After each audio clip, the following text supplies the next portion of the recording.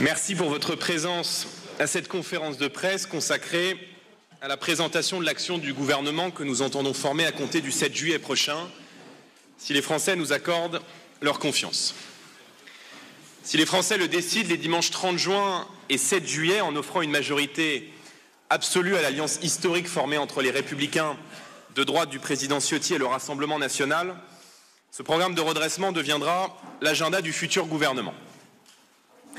Avant d'entrer dans le détail, permettez-moi de revenir sur l'élément déclencheur de cette nouvelle donne politique, la dissolution de l'Assemblée nationale qui intervient après le résultat historique du Rassemblement national lors des dernières élections européennes qui aura traduit un désaveu sans précédent infligé à la politique d'Emmanuel Macron et de Gabriel Attal. Je note que beaucoup d'observateurs politiques, certains sont peut-être ici dans la salle, nous disaient alors que c'était impossible, que la dissolution n'interviendrait pas et que les élections européennes ne pouvaient avoir d'impact sur la scène nationale. Le président de la République lui-même affirmait que le scrutin de mi-mandat, qu'étaient les élections européennes, resterait sans lendemain, encore une promesse non tenue. Si cette dissolution suscite une incertitude légitime du pays quant au cap politique que prendra la nation à compter de l'été, je réfute l'idée même qu'elle soit un facteur de désordre ou de conflit. En démocratie, a fortiori dans la République, il est sain de s'en remettre au peuple, de revenir aux urnes lorsque le pays est confronté à une impasse. Le général de Gaulle l'exprimait ainsi, la Cour suprême, c'est le peuple. En réalité, au moins depuis les élections législatives de 2022, depuis la mise en minorité d'Emmanuel Macron à l'Assemblée nationale, nous assistons à une recomposition politique autour de trois grands blocs. Si les Français le décident, ces élections législatives permettent de parachever avec un effet immédiatement perceptible dans leur vie quotidienne la nouvelle donne qu'ils avaient initiée il y a 2 ans et confirmée le 9 juin dernier lors des élections européennes. L'alliance que je conduis est aujourd'hui la seule alternance crédible, responsable, capable d'engager le redressement du pays, de le faire dans le respect des institutions, des libertés individuelles et bien sûr de l'unité de la nation. L'alternance, bien sûr, est une majorité présidentielle qui s'est autodissoute et qui s'apprête à quitter le pouvoir dans quelques jours. 7 longues années de macronisme ont affaibli le pays. La situation budgétaire sans précédent de quasi-faillite, comme le désordre sécuritaire et migratoire qui règne en France, appelle la majorité sortante à l'humilité. D'autre part, l'alliance que je conduis est aussi l'unique rempart au risque réel de voir l'extrême gauche de Jean-Luc Mélenchon s'emparer du pouvoir. Un rempart républicain, patriote face au nouveau Front populaire, à son désir de détruire les institutions et de pousser le pays vers le chaos généralisé. Par l'investiture de candidats radicaux flirtant avec l'antisémitisme, de militants fichés S, par une ambiguïté assumée à l'égard du terrorisme islamiste, par leur volonté d'ouvrir les vannes de l'immigration ou de désarmer la police, le programme de la NUPES 2.0 est d'abord dangereux pour la paix civile et l'unité nationale. Il est aussi mortifère pour notre économie, avec un projet d'explosion assumée de la dette publique, avec l'instauration d'une fiscalité confiscatoire pour les Français qui travaillent et pour tous nos chefs d'entreprise, bref, pour tous ceux qui contribuent par leur travail à la prospérité du pays. Voter LFI, c'est voter pour le FMI. En voulant faire de la France le Venezuela sans le pétrole, le nouveau Front populaire provoquerait quelques jours seulement après son arrivée au pouvoir la mise sous tutelle du pays par le Fonds monétaire international. Je le dis solennellement à nos compatriotes, le Rassemblement national est aujourd'hui le seul mouvement à pouvoir mettre en œuvre dès maintenant et raisonnablement les aspirations clairement exprimées par les Français. En 3 mots, nous sommes prêts. Voilà pourquoi, conscient de la gravité de l'enjeu, j'ai présenté pour ces élections un calendrier clair et fixé des priorités qui sont aussi, je le crois, désormais celles de millions de Français. L'action de mon gouvernement se déroulera en 2 temps. Le premier sera celui de la gestion des urgences, le deuxième temps sera celui du traitement des réformes. Avant d'entrer plus dans le détail, je voudrais vous dire mon étonnement de voir certains observateurs reprendre presque mot à mot les arguments de mouvements politiques concurrents quant à l'évocation de prétendus renoncements.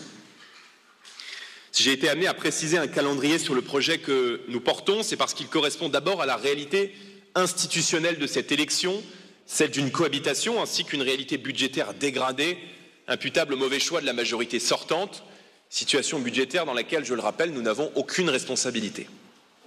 La dégradation de la situation budgétaire du pays, avec 300 milliards de dettes supplémentaires en 2 ans, des déficits publics et commerciaux records, doit être pris en compte. C'est un principe de réalité. Dans ces élections, je suis le candidat de la vérité. Celui qui ne promettra pas ce qu'il ne peut pas tenir, et je crois que les Français, conscients de l'état du pays, nous font gré de cette lucidité. Parce qu'on ne résout pas 20 ans d'échecs politiques en quelques heures, le redressement du pays nécessitera d'inscrire l'action du futur gouvernement dans le temps long. Cela étant dit, nous entrons maintenant dans ce que sera dès mon arrivée à Matignon, ce que j'ai appelé le temps des urgences. La relance du pouvoir d'achat, le rétablissement de la sécurité sur tout le territoire, la reprise en main de notre politique d'immigration seront les priorités de notre action. Dès les premières semaines, nous agirons. Défendre concrètement le pouvoir d'achat, ce n'est pas dresser une liste de mesures inapplicables, non financées, les Français le savent. La démagogie et les bonnes intentions n'ont jamais fait une politique réaliste et crédible. Quand j'entends l'extrême gauche annoncer en même temps le blocage des prix, le gel des loyers, la hausse du SMIC, j'alerte solennellement nos compatriotes. Ces solutions qui n'en sont pas ne sont pas seulement irréalistes et mensongères. Elles conduiraient, si elles étaient mises en œuvre, à une raréfaction immédiate de l'offre immobilière et donc à l'explosion des prix dans un marché déjà difficile. Ces solutions provoqueraient aussi des pénuries de produits de consommation courante et des faillites en cascade des entreprises. Si par malheur cette politique devait être appliquée, le chômage remonterait brutalement et viendrait fragiliser en premier lieu nos compatriotes les plus modestes. Pour être juste, il faut être réaliste. J'entends par l'intermédiaire d'un projet de loi de finances rectificative baisser la TVA, vous le savez, sur les énergies, le carburant, le fioul, le gaz et l'électricité. Notre pays est dans la fourchette haute de la taxation des carburants par rapport à ses voisins européens et les impôts sur la consommation en France représentent 12,3% du PIB. Pour rappel, c'est 11% dans la zone euro, 10% chez nos partenaires allemands. Réaligner la France avec la moyenne européenne est à la fois essentiel pour le pouvoir d'achat des ménages et pour la compétitivité des entreprises. Pour faire baisser les factures d'énergie, la France doit également renouer avec un prix français de l'électricité aligné sur son coût de production réel. Le gouvernement entend négocier rapidement une dérogation aux règles européennes de fixation des prix de l'énergie. Notre arrivée aux responsabilités marquera aussi le retour de la France sur la scène européenne pour y défendre ses intérêts après 7 longues années de capitulation par Emmanuel Macron dans tous les domaines. Je n'ignore pas que les TPE-PME et les entreprises électro-intensives bénéficient de dispositions spécifiques de compensation, mais ceux-ci ont un coût pour l'État. Ces boucliers sont des moyens artificiels, coûteux pour les finances publiques, décrétés pour corriger des prix artificiellement tirés à la hausse par des règles européennes injustes. Déroger à ces règles, découpler le prix du gaz, de l'électricité, c'est non seulement simplifier et rendre plus lisible la politique énergétique du pays, mais c'est aussi se protéger d'éventuelles crises de l'offre à venir dans un monde instable. Il ne s'agit pas de remettre en cause le marché européen, puisque les interconnexions des réseaux électriques qui permettent les échanges demeureront et la France répondra toujours aux besoins de ses partenaires européens, notamment avec la montée en puissance de la filière nucléaire que nous déploierons, des EPR aux petits réacteurs modulaires. Baisse des taxes d'un côté, dérogation aux règles européennes de l'autre pour renouer avec un avantage comparatif historique du pays, ces deux mesures fortes permettront de redonner de l'oxygène à nos compatriotes. L'urgence, c'est aussi, comme je l'ai évoqué, le rétablissement de l'ordre républicain et le retour de la sécurité partout et pour tous les Français. Notre pays bascule dans un ensauvagement qui fragilise nos droits et nos libertés, qui remet en cause ce que l'on prenait pour des acquis de la civilisation, le respect de l'intégrité physique, de la propriété d'autrui, l'espace public comme lieu de pacification, de la circulation, de rencontres, semble aujourd'hui appartenir à un passé lointain. Jamais je ne me résignerai à ce que la peur et la violence aient le dernier mot dans la rue. Je serai le Premier ministre qui remettra l'autorité au cœur de l'action publique, qui agira pour écarter les prédateurs et protéger chaque Français, en particulier les femmes ou les représentants de l'État. Pour faire face au record d'insécurité franchi par ce gouvernement, j'instaurerai des peines minimales et des peines planchers qui permettront de casser la récidive. Je suspendrai les allocations familiales aux parents de mineurs récidivistes, car il n'est pas acceptable que la solidarité nationale soutienne des parents démissionnaires. Puis, dans un second temps, nous mettrons fin à l'excuse de minorité et nous instaurerons des peines d'incarcération courtes, d'application immédiate, par la généralisation de centres éducatifs fermés dédiés aux mineurs. La troisième grande urgence, je l'ai dit, c'est la maîtrise de l'immigration et la protection des frontières.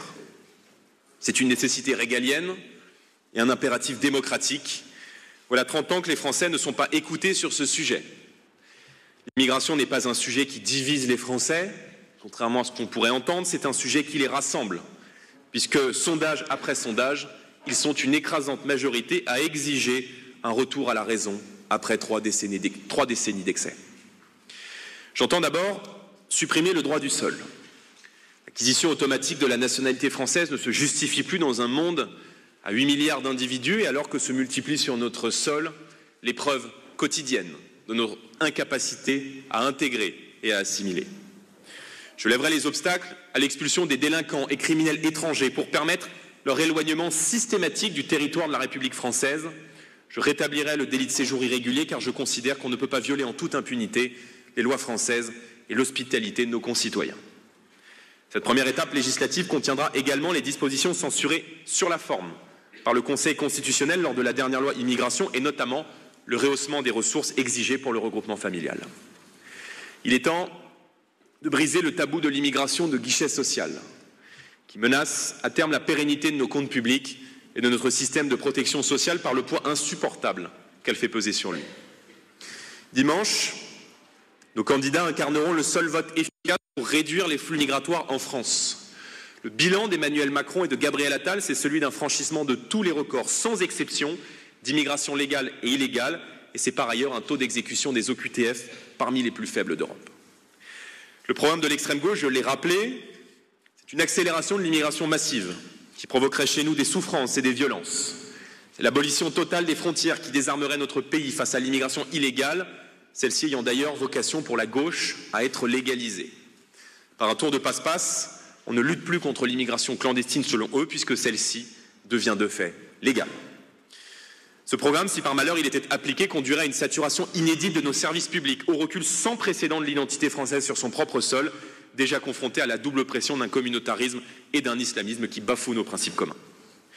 Dans le même temps où nous lancerons ces 3 chantiers, le pouvoir d'achat, l'immigration, la sécurité, un audit des comptes de la nation sera engagé, avec une commission dite du bilan, chargée de faire la lumière sur les finances publiques et les dérives budgétaires sans précédent du pouvoir sortant. Les Français ont le droit de savoir en transparence comment l'État dépense son argent, comment Emmanuel Macron a organisé par ailleurs la mise en quasi-faillite des comptes publics depuis 7 ans. Je rappelle qu'en 1997, alors que la DARES, l'INSEE, la Cour des comptes existaient déjà, Lionel Jospin avait lui aussi réalisé un audit des comptes de la nation. Un récent rapport du Sénat nous permet d'affirmer que le gouvernement s'est rendu responsable de dissimulation, de rétention d'informations. Comment expliquer sinon que l'on ait en quelques mois découvert 6 points de déficit supplémentaires? Au-delà de cet audit, nous entendons ramener le pays à la raison budgétaire en réalisant les économies qui permettront de financer l'intégralité des mesures de pouvoir d'achat, les ajustements que nous apporterons, par exemple, au système de retraite. Nous avons d'ores et déjà identifié avec précision quelques postes de dépenses concernés. J'ai commencé à les détailler ces derniers jours dans la presse. Les dépenses qui favorisent l'immigration légale ou illégale, les dépenses qui contribuent à fragiliser les intérêts de la France à l'étranger, certaines niches fiscales coûteuses et abusives au regard de l'urgence sociale que traverse le pays. Ligne à ligne, nous sommes convaincus que nous découvrirons les gisements qui nous permettront de mettre fin à la déraison budgétaire qui est depuis 7 ans la marque de fabrique du président aux 3 000 milliards de dette publique. À l'âge des chèques en bois d'Emmanuel Macron doit succéder un temps de bonne gestion, responsable, protectrice, en conséquence de la souveraineté de la nation et à l'évidence des contribuables français. Après ces premières mesures d'urgence viendra ce que nous avons appelé le temps des réformes, qui a vocation à redresser la France sur le temps long. Je vous propose pour plus de clarté une présentation non exhaustive par thème avec les grandes questions que la France doit affronter au XXIe siècle. Le rétablissement de la sécurité et la maîtrise de l'immigration auront évidemment toute leur place dans ce deuxième temps des réformes où le gouvernement d'union nationale sera chargé d'approfondir la reprise en main du pays. Je pense par exemple au nécessaire projet de loi contre l'idéologie islamiste coordonné lors de la dernière élection présidentielle par Jean-Paul Garot et que je souhaite voir rapidement adopté. Et permettez-moi de développer d'autres sujets sur lesquels notre action se déploiera en cas de victoire le 7 juillet. Je veux d'abord, mesdames, messieurs, clarifier notre position sur la réforme des retraites. qui était, je le crois, déformé, voire caricaturé. Ma priorité, je l'ai dit, ce sont les carrières longues et j'entends là aussi agir vite. À compter de l'automne, les Français qui ont commencé à travailler avant 20 ans et qui justifient de 40 annuités pourront partir à la retraite dès 60 ans. La France qui se lève tôt, celle qui exerce des métiers difficiles, notamment des métiers manuels, a droit à la retraite en bonne santé et j'entends faire respecter ce droit. Pour les autres, une progressivité sera mise en œuvre, comme nous l'avions défendu en 2022 lors de la campagne présidentielle portée par Marine Le Pen, avec un âge légal de 62 ans et un nombre d'annuités allant jusqu'à 42 années de cotisation. Le calendrier progressif de sa mise en œuvre sera déterminé après la consultation de l'audit budgétaire et au regard des marges que celui-ci nous aura permis d'identifier. La réforme des retraites d'Emmanuel Macron n'est pas seulement injuste socialement, elle est inefficace économiquement. Elle présente, nous l'avons dit, des coûts cachés, 2/3 des actifs de plus de 60 ans étant sans emploi. Le report de l'âge légal tel que prévu par le président de la République entraîne de fait une augmentation de la dépense sociale. Elle sera donc en principe abrogée.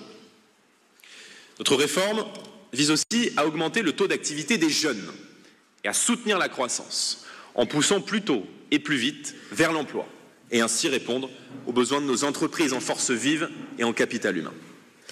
Et puisque nous parlons des jeunes, permettez-moi d'aborder un autre chantier central de notre gouvernement, le redressement de l'école.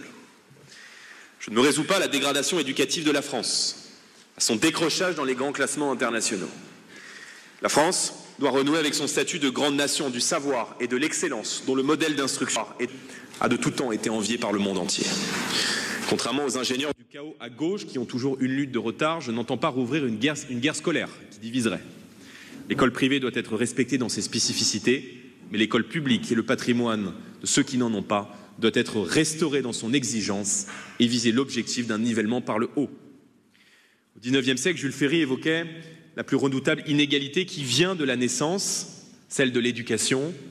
Il est frappant de constater que les inégalités sociales se reproduisent parce que nous avons renoncé à l'exigence, pourtant l'une des promesses fondatrices de la République française.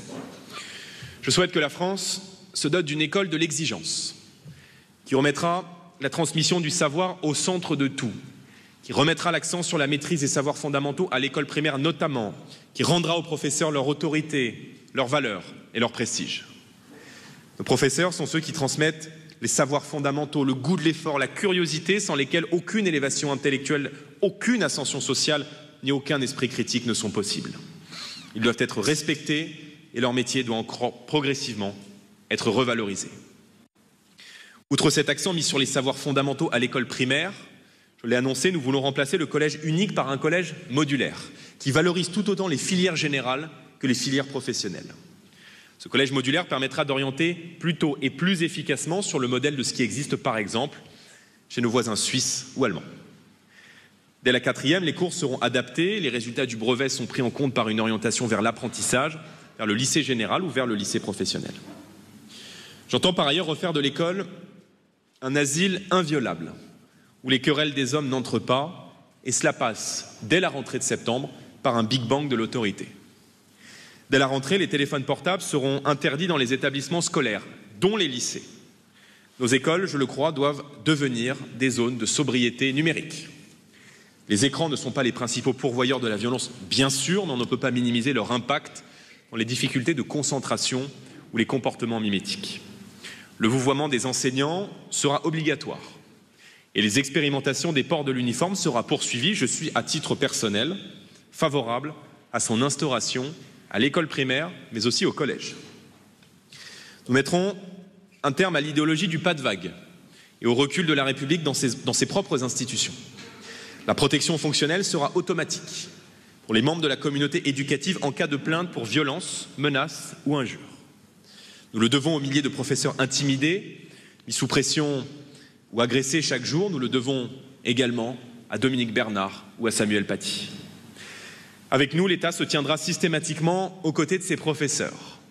Des sanctions planchers seront instaurées pour les conseils disciplinaires et des centres spécialisés pour les élèves perturbateurs ou harceleurs seront créés pour protéger à la fois les autres élèves et les enseignants.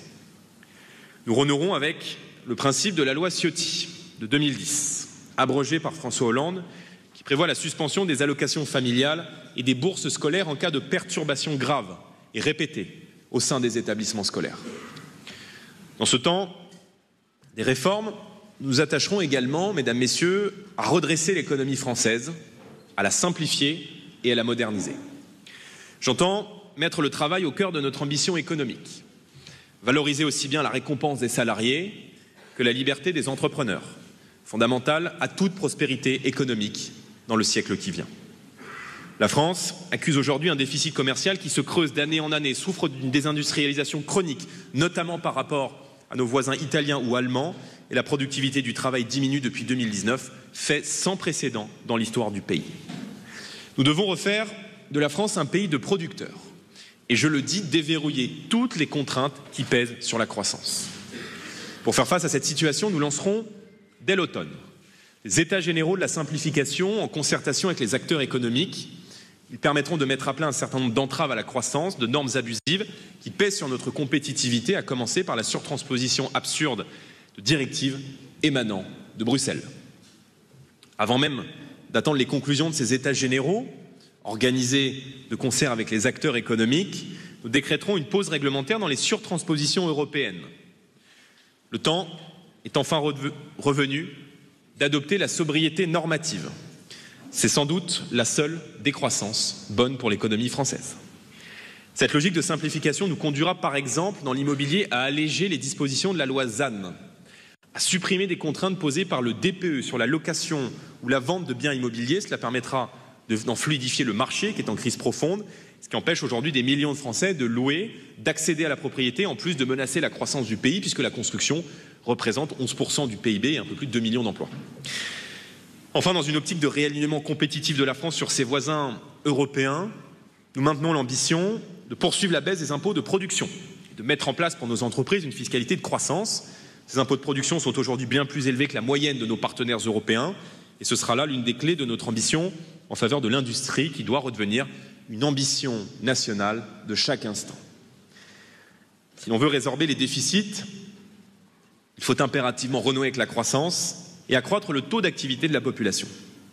Le collège modulaire que j'ai évoqué à l'instant permettra précisément une entrée plus précoce des jeunes sur le marché du travail, adaptés aux réalités du monde économique, notamment des jeunes qui n'ont pas vocation à poursuivre dans les filières générales et qui ont plus d'appétence pour les filières manuelles ou les filières professionnelles.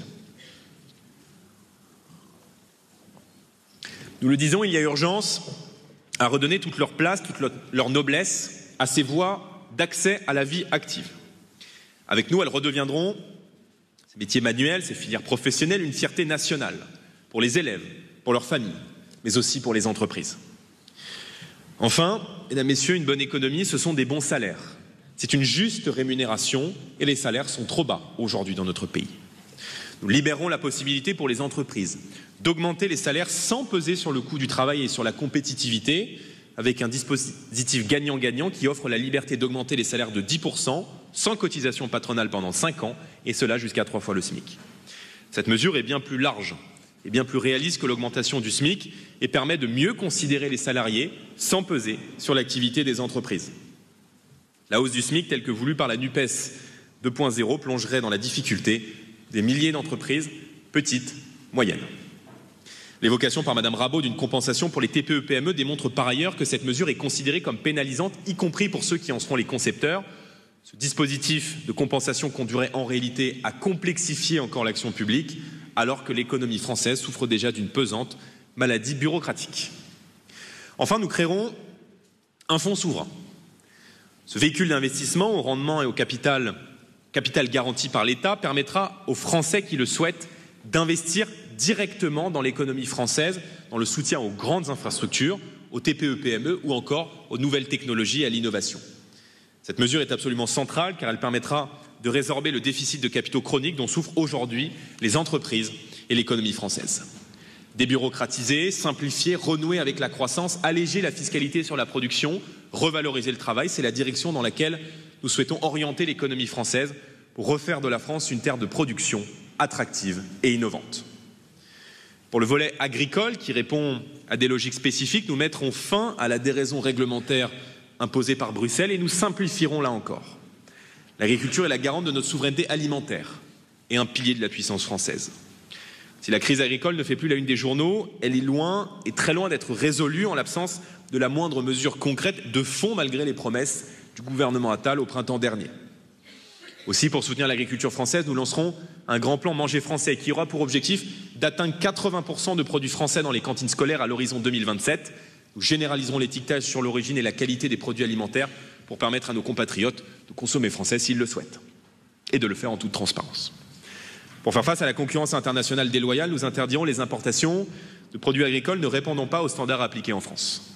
Nous introduirons également un principe de responsabilité directe des distributeurs qui mettent en vente des produits non conformes à nos normes nationales. Nous garantirons aux producteurs des prix de vente justes en rétablissant le principe d'une intervention, ce sont les prix garantis dans les négociations commerciales déloyales lorsque la distorsion est jugée excessive. Aujourd'hui, des milliers d'agriculteurs sont mis face à une équation impossible. Vendre à perte ou ne pas vendre du tout. Là où l'actuel gouvernement a échoué à appliquer les dispositifs Egalim, nous mettrons en place des règles que personne ne pourra contourner, ni dans l'industrie agroalimentaire, ni dans la grande distribution. Je ne pourrais pas décemment vous parler d'avenir sans évoquer enfin nos mesures en faveur des familles.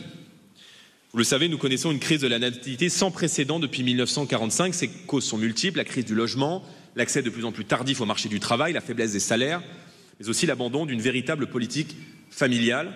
Nous instaurerons une part fiscale pleine pour le deuxième enfant. D'un commun accord avec Éric Ciotti, pour favoriser la transmission aux jeunes générations, nous entendons supprimer les impôts sur les héritages directs pour les familles modestes et les classes moyennes.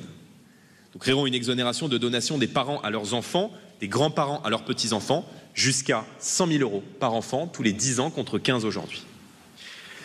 Dernier grand thème qui fait partie de la liste des préoccupations centrales des Français dans cette campagne et qui sera l'une des priorités de mon gouvernement, c'est le thème de la santé. Les Français constatent dans la détresse que notre système de santé se dégrade jour après jour. Il est de plus en plus difficile d'obtenir rapidement une consultation, notamment auprès de certains spécialistes dans beaucoup de départements, un nombre croissant d'hôpitaux et de maternités ferment. Dans certaines zones, il faut 2 heures de voiture pour pouvoir accoucher dans un établissement hospitalier. Cette situation inacceptable est complexe et nécessite là encore d'inscrire notre action sur le temps long. Pour faire face à l'urgence des déserts médicaux qui ne touchent plus seulement les territoires ruraux, mais aussi de plus en plus les villes moyennes et les métropoles, nous supprimerons l'impôt sur le revenu obtenu par les médecins et les infirmiers qui reviennent travailler, aujourd'hui en retraite. Un moratoire sur toute fermeture des structures menacées sera immédiatement décidé. Nous mettrons en place des incitations à aller dans les zones de déserts médicaux avec une rémunération basée sur des critères justes de responsabilité, de pénibilité et adaptés aux besoins des territoires. Pour débureaucratiser la santé, nous supprimons les ARS, qui procèdent trop souvent d'une vision comptable de la santé, avec la décision arbitraire de fermer des hôpitaux, des maternités, notamment pendant la crise sanitaire, et ses conséquences terribles sur la gestion de l'épidémie. Nous souhaitons que les préfets coordonnent l'action en matière de santé, directement, en lien avec un préfet délégué à la santé issu du terrain. Cette responsabilité préfectorale permettra de départementaliser la gestion de la santé, de redonner son sens à une santé de proximité, alors que l'échelon régional a démontré un trop grand éloignement vis-à-vis de nos compatriotes. Enfin, il faut faire confiance aux professionnels de santé, libéraux, privés ou publics, en leur redonnant le pouvoir. Les soignants doivent revenir au poste de décision, notamment dans le cadre d'une direction bicéphale de l'hôpital. Permettez-moi, mesdames, messieurs, en conclusion de ces priorités, évidemment non exhaustives, de partager avec vous ma vision de l'État. Nous voulons un État fort, restauré dans sa capacité d'action, dans son prestige, dans son rôle d'arbitre comme dans celui de garant des libertés fondamentales. Restaurer l'État dans sa capacité d'action, cela signifie d'abord le sanctuariser dans ses fonctions régaliennes, la défense, avec le respect inconditionnel de la trajectoire budgétaire prévue par la loi de programmation militaire. Je m'y engage. La perception de l'impôt et des cotisations avec une lutte sans merci contre les fraudes fiscales et sociales qui coûtent dizaines de milliards d'euros chaque année. Je m'y engage. Cela signifie aussi la protection et le rétablissement de la haute fonction publique essentielle au fonctionnement et à la prospérité de la nation. Cela commencera par le rétablissement des corps diplomatiques et préfectorales, supprimés par Emmanuel Macron pour leur substituer une logique de nomination discrétionnaire, véritable fait du prince, malheureusement emblématique de sa pratique du pouvoir.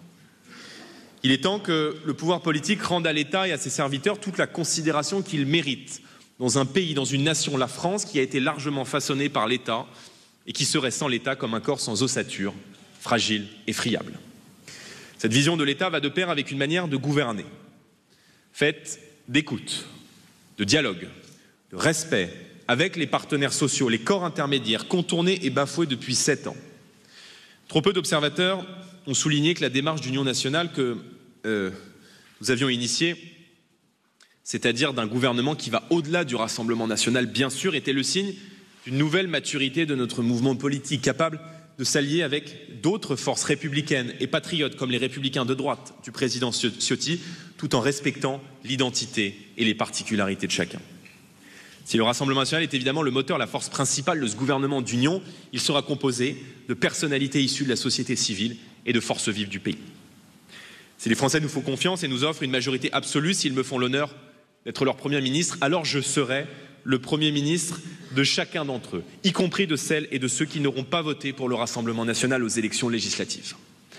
Alors, je dirais à ma majorité de ne pas être une majorité qui écrase, une majorité fermée. Nous ne mettrons pas de côté des bonnes idées sous prétexte qu'elles viendraient d'autres formations politiques. Cette attitude profondément républicaine et soucieuse du bien commun, nous avons su l'adopter autour de Marine Le Pen, concrètement au Parlement, en soutenant des textes qui étaient issus d'autres mouvements politiques. Je pourrais citer la prise en charge intégrale par l'assurance maladie des soins liés au traitement du cancer du sein, ou encore l'aide d'urgence pour les femmes victimes de violences conjugales, sur lesquelles il nous faut aller encore plus loin. En cela, nous serons à l'opposé du dogmatisme, du sectarisme, qui constitue depuis 7 ans l'une des marques de fabrique du président Macron.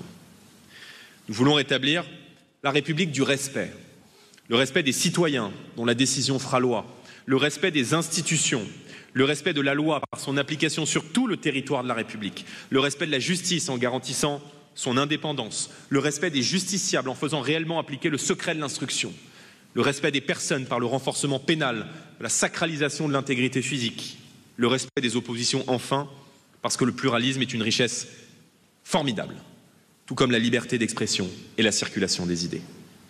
Nous croyons en effet que c'est par l'échange et la contradiction respectueuse que le travail législatif fait émerger la nuance, que l'action publique tire sa nécessaire prudence et finalement le pays sa vitalité démocratique. S'il advenait que nous soyons majoritaires à l'Assemblée, soyez sûrs que nous veillerons au respect absolu du droit des oppositions. Aucun droit ne sera enlevé à un seul Français, à une seule Française. Et notre action politique œuvrera en toutes circonstances au maintien des droits existants, si besoin à leur renforcement et dans la mesure du possible à la création de droits nouveaux pour tous les Français et toutes les Françaises. La mobilisation en faveur du redressement concerne également toutes les personnalités politiques qui ont pu exercer des fonctions publiques ou administratives, dont certaines éminentes, comme tous ceux qui en exercent actuellement. Elle englobe aussi plus largement tous les élus de France, de métropole, d'outre-mer, ou les représentants des Français de l'étranger qui ne peuvent se résoudre à l'inaction devant l'état du pays. Nous nous adressons, faut-il le préciser, évidemment aux membres des exécutifs locaux, aux membres de l'opposition de nos collectivités locales avec lesquelles je souhaite, si le peuple en décide, pouvoir travailler en bonne intelligence. Sans forcément s'inscrire directement dans l'action qui sera la nôtre, je les appelle à jouer dans le cadre d'une potentielle alternance le rôle politique et institutionnel d'insertion, d'intercession, démocratique que leurs fonctions leur confèrent. Cette main, nous l'attendons également aux corps intermédiaires, aux syndicats, aux représentants des corporations, à toutes les institutions, associations, de plus en plus, de la plus petite, à la plus grande, et en pratique, à toutes celles qui œuvrent sur notre territoire. Je veux maintenant m'adresser à tous les Français dont le cœur saigne en regardant l'état du pays. Dans les temps instables et incertains que nous vivons, dans la situation périlleuse où se trouve la nation, nous ne sommes pas condamnés au déclin et à la résignation. La France doit renouer avec le temps de l'espérance. Elle peut retrouver sa confiance et affronter l'avenir avec détermination. Dans cette mission exaltante et difficile que nous aurons à affronter, nous aurons besoin de tous les talents, de toutes les énergies, de toutes les bonnes volontés, de toutes les Françaises et de tous les Français. Nous aurons besoin que prévale par-dessus tout un principe qui nous est si cher et qui est indispensable à nos compatriotes, un principe qui nous a tant fait défaut et qui a tant fait défaut à l'action publique depuis des décennies, la foi dans la France, la foi dans sa grandeur. Je vous remercie et je me tiens à votre entière disposition pour répondre à vos questions.